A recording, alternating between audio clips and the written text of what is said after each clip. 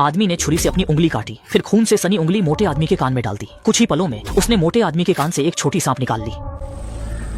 क्या छोटा किया उन्हें इतनी छोटी उम्र में ही इतना खूनी है। आदमी ने छोटी सांप को लापरवाही से नदी में फेंक दिया, क्योंकि वह जानता था कि यहाँ सांपों का पहाड़ है, जहाँ अनगिनत सांप ही नहीं बल्कि लोगों द्वारा राक्षस की देवी कहे जाने वाली रक्त रंजित नागा भी है। उस आदमी का नाम जेफ था, जो देश का मशहूर सांप पकड़ने वाला था, और वह यहाँ उसी रक्त रंजित नागा नामक विशाल अजगर के लिए आया था। उसके साथी ने पानी की सतह से छोटी सांप को पकड़कर बोरे में डाल दिया और पीछे चल रहे लोगों से शिकायत करने लगा कि इस बार बंटवारा ठीक नहीं है। आखिर जेफ को अकेले ही 70% क्यों मिलना चाहिए। नाव के पिछले हिस्से में बैठे लोग भी असंतुष्ट थे, लेकिन जेफ ने कुछ नहीं कहा, बस मुड़कर एक अजीब मुस्कान दिखाई। जब नाव किनारे लगी तो दोनों को अपनी कही बातों पर पछतावा हुआ, क्योंकि नाविक यहाँ मुफ्त में इंतजार करने को तैयार नहीं था और धमकी दी कि सबको और पैसे देने होंगे, वरना हम सिर्फ तैरकर ही वापस आ सकते हैं। जेफ ने लापरवाही से नोटों का एक मोटा ढेर निकाला।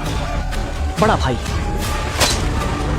घूरती आंखें और लंबे बाल सदमे में वहीं खड़े रहे। जेफ ने उनके सामने ही नाविक को मार डाला और उसका सिर भी काटकर नदी में फेंक दिया।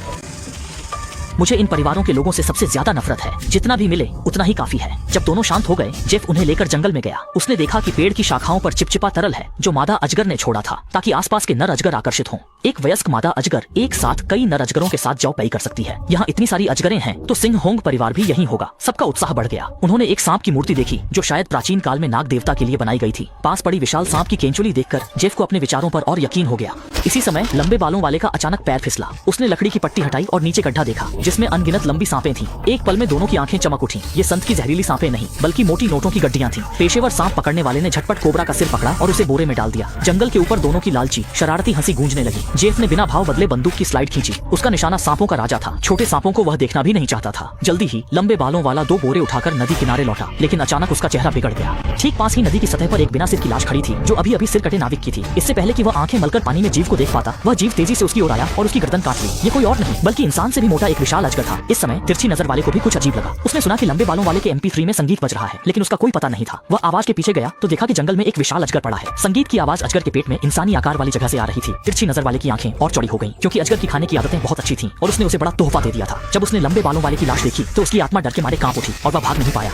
वह तुरंत विशाल अजगर द्वारा हवा में लपेटा गया। दबाव से उसकी हड्डियां चरमराने लगीं। उसी समय बंदूक लिए जेफ बाहर आया। तिरछी नजर वाला उससे मदद मांगने लगा, लेकिन जेफ ने मदद नहीं की, क्योंकि वह जानता था कि मादा अजगर को बाहर निकालना आसान नहीं, जब तक ताजा मांस न हो। ये दोनों लोग वह खास तौर पर सिंघोन के लिए खाना बनाकर लाया था। अचानक जंगल में हलचल मची और अजगर का खाना रुक गया। जेफ गुस्से में आ गया, क्योंकि एक और नाव वर्षावन में घुस आई थी। इस बार जो लोग आए वे अजीब थे। उनमें औरतें, बच्चे, एक ताओइस्ट पुजारी और एक जॉम्बी भी था। इतनी अजीब टोली होने के बावजूद वे भी दृश्य देखकर दंग रह गए। देखा कि नदी में ताबूत तैर रहे थे, जिन्होंने रास्ता रोक दिया था। नाविक ने चारों ओर देखा और तय किया कि जॉम्बी और बच्चे को आगे भेजा जाए, ताकि वे रास्ता साफ करें। लेकिन दोनों को नहीं पता था कि ताबूत के नीचे जहरीले सांप छिपे हैं। जैसे ही नाविक ने हल्का दबाव डाला,